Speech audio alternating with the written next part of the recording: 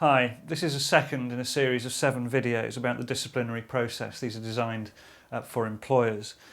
This video is about the investigation phase. Now, in the investigation phase, the investigation should be conducted by a different person to the person who is eventually going to hear any disciplinary hearing that might be necessary.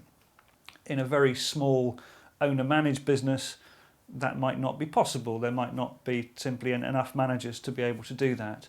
But you should perhaps consider using an HR consultant because these processes are extremely important.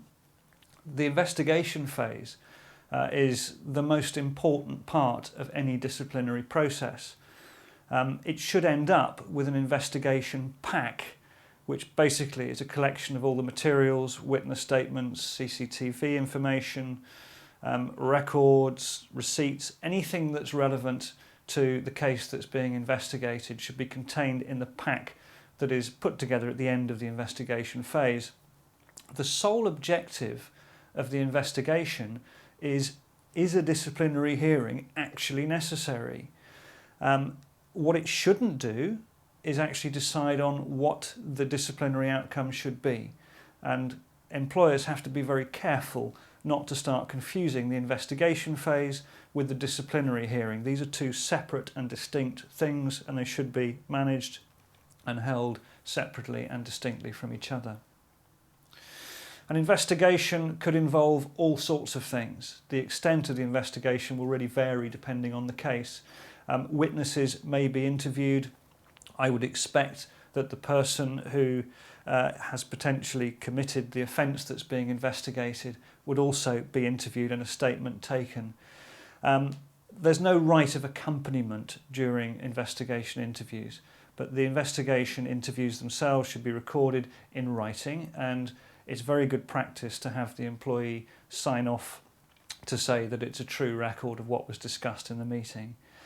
In very serious cases, the employee who's being investigated may be suspended on pay for the process to find its way through. Now, I'm going to cover suspending employees in a separate video. My summary for now is not to confuse an investigation with a disciplinary hearing. If you take nothing else from this video, please take that. To start a disciplinary investigation, normally, obviously, it's triggered by an allegation that's been made or an incident that's happened.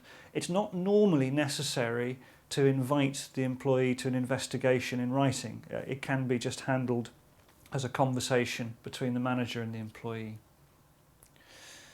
Once the disciplinary investigation has been completed, I would expect to find a pack of information, as I referred to earlier, and that should include any and all of the evidence that might then be considered in a future disciplinary hearing. What it shouldn't do, of course, is recommend what the outcome is to be. That's the job of the hearing. The pack should then be handed over to the disciplining manager, and in future videos I'll look at the appeal hearing and also the appeal stage, the disciplinary hearing, and also the appeal stage.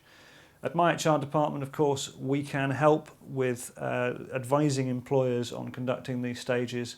Our contact details will follow on the screen. Thank you for watching.